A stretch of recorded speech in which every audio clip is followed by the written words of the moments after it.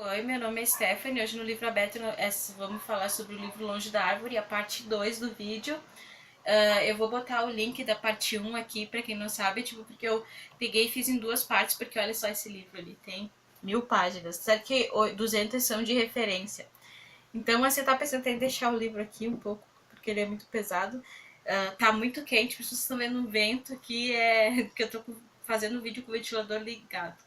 Bom, vou falar da segunda parte, na outra eu falei do autismo, síndrome de Down, entre outros. Agora vou falar da última parte, né, que é a segunda parte, que é a última parte.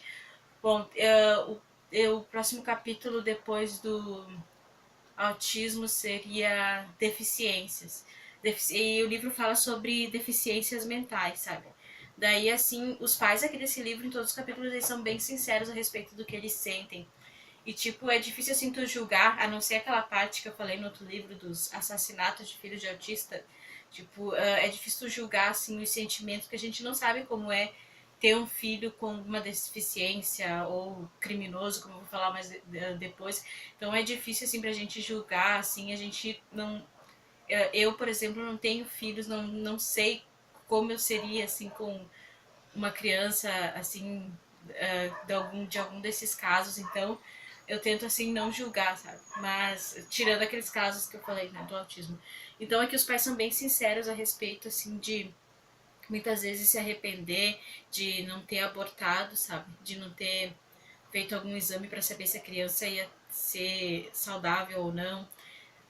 Por exemplo, tem os pais aqui de um menino que ele é deficiente e eles disseram assim que vão botar ele numa comunidade terapêutica, que ele vai morar lá, e eles disseram assim que eles confessam que eles não vão sentir falta daquele menino, sabe?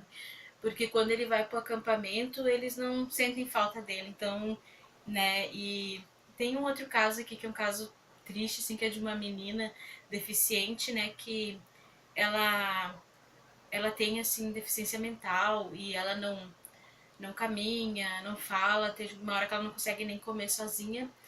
E os pais dela estão assim, tem outra filha, eles estão assim, com os nervos, assim, a flor da pele, assim, tipo, não aguentam mais. Daí eles decidem, o pai começa a ameaçar ir embora, e o pai da criança fala assim pra mulher que ou é ela, a menina, ou é ele. Daí a mulher decide abandonar essa criança, né? Ela, acho que ela tem 1 ano, eu não sei, eles começam a falar dela de bebê, mas acho que ela é pequena ainda, tipo assim, 1 ano, 2, sabe? Daí eles decidem abandonar ela e mas eles acabam continuando visitando, só que ela não é uma criança, essas crianças deficientes são as que geralmente não são adotadas, né? Então, se a família abriu mão dela, dificilmente ela vai ser adotada. Eu vou passar para outra parte que é prodígios. Prodígios é a parte que eu menos vou falar, porque assim, quando eu tava lendo sobre prodígios, eu pensei assim, porque prodígios estava nesse livro, mas daí eu me toquei que não é só para falar de deficiências ou de tipo patologia ou assim ideologia de gênero, não é só sobre isso que o livro vai falar. O livro fala também, fala de filhos diferentes dos pais. Então o Prodígios também tá aqui. Só que eu vou falar de Prodígios bem pouco, sabe? Que eu achei assim que os que menos assim tiveram sofrimento foram os prodígios, porque prodígios musicais, o Andrew Solomon fala aqui. Porque eles, assim, o que eu vi que de sofrimento é que eles sofriam muita pressão, às vezes dos pais. Tipo, teve um suicídio aqui, mas assim, não foi nada tão pesado quanto os outros capítulos. Então eu já vou passar para a parte assim que é uma das partes mais chocantes do livro, que é a parte de estupro, que é filhos gerados por estupro.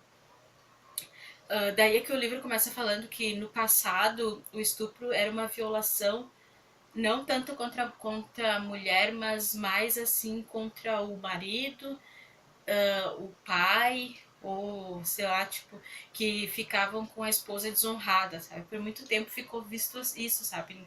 Que eles que perderam, sabe? Porque a mulher ficou desonrada. Até tem uma página aqui que fala sobre estupro. Recomendamos às nossas filhas que tenham cuidado ao entrar no carro de um estranho ou voltar para casa com um homem que conhecem num bar, mas 80% dos estupros são cometidos por pessoa conhecida da vítima. Então, depois vou falar um pouco sobre isso.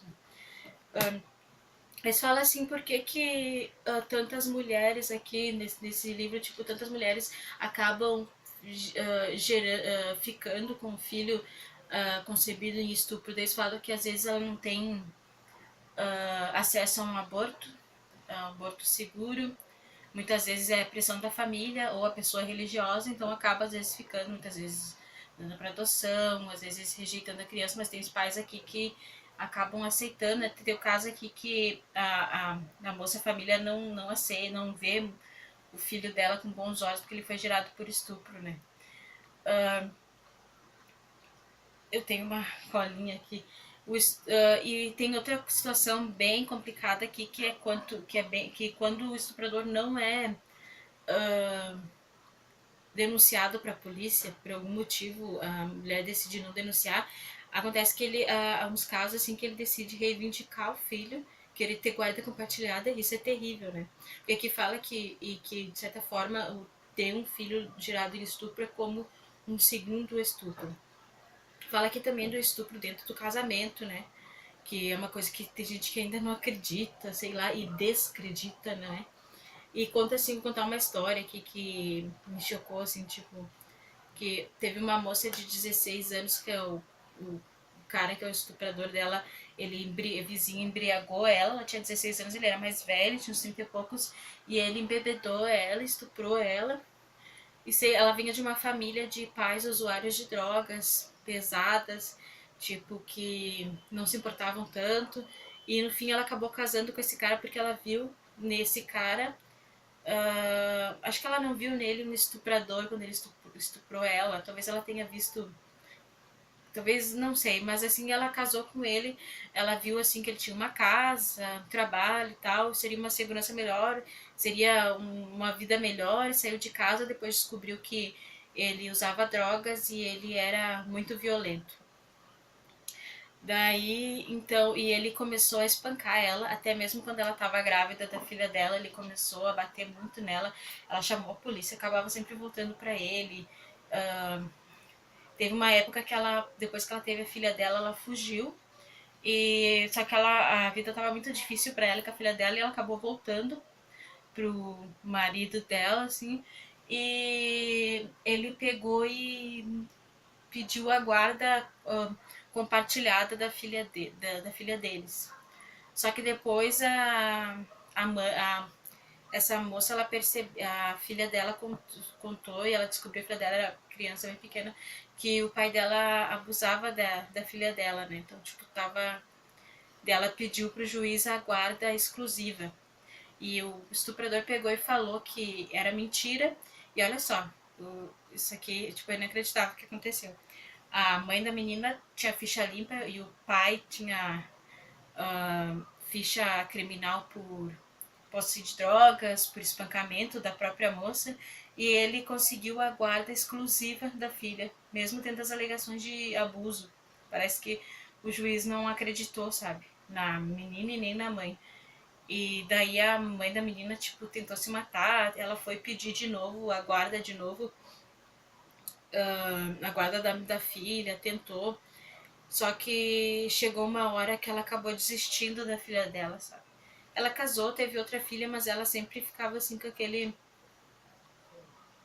no passado dela, não é? De tipo, no passado não, porque a filha dela às vezes visitava ela, só que, né, ah, era bem complicado, né? Porque como ela desistiu da filha dela, sabia que a filha dela estava sofrendo. Quando ela via a filha dela, quando a filha dela estava com 14 anos, visitava ela, a filha dela, assim, estava destruída por uma vida de abuso, sabe? Ela se vestia como um menino, ela falou que não trocava de roupa, evitava trocar de roupa e tomar banho porque era essa hora que o pai dela se aproximava. Ela tinha sintomas assim psicóticos e ouvia vozes, imagina, né, tantos anos de abuso do próprio pai, né? E daí acaba com o livro com ela continua nesse sofrimento. E a própria mãe dela falou que ela deveria ter abortado ela quando ela engravidou, porque não foi justo nem com ela, nem com a filha dela que continua sofrendo. Fala também em gravidez recorrente, assim, de estupro em guerra, sabe? Fala, por exemplo, em Ruanda, né, que várias mulheres, daquela guerra de etnias entre Tutsis e Hutus, que várias mulheres engravidaram. Uh, fala aqui que no Iraque, muitas mulheres que foram estupradas foram mortas pela própria família, porque eles têm aquele negócio de ver que a mulher não foi estuprada, ela foi desonrada, sabe? E muitas culturas vê a mulher estuprada como adúltera ainda, né?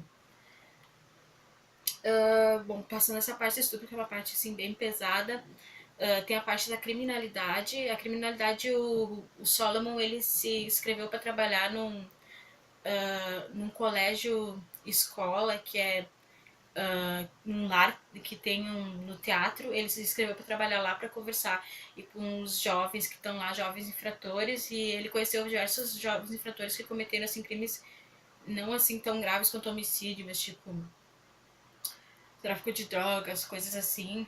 E ele ficou um tempo lá para conversar, é um trabalho bem extenso, né? Por isso que ele demorou tempos para publicar o livro, né? Tipo, muitas entrevistas e tal. Ele chegou até para Guatemala com um desses jovens infratores para conhecer a família dele lá.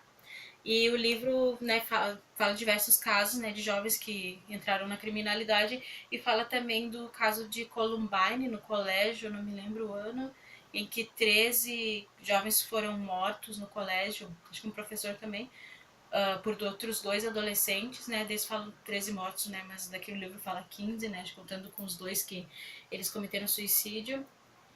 Passando para outro tema, ai, que calor, assim, passando para outro tema, o transgênero, aqui explica bem, assim, tipo, vou explicar melhor porque não sabe o que é o transgênero. Um homem trans nasceu mulher e se tornou homem. Um, uma mulher trans nasceu homem e se tornou mulher, sabe, para explicar bem.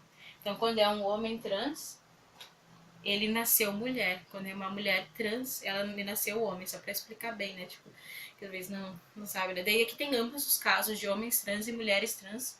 Alguns que fizeram a mudança de sexo, outros não, outros que não querem, né? Aqui explica bem explicadinho como é a cirurgia, porque tem curiosidade que eu tinha também, como eles fazem, assim, para construir um pênis ou uma vagina, sabe, dos próprios órgãos deles, ou pegando um pedaço de pele do braço, por exemplo. E fala também dos assassinatos de transgêneros, fala aqui que os assassinatos de transgêneros não são muito noticiados. Isso é verdade, às vezes eu vejo uma notícia na internet, mas eu não vejo na televisão,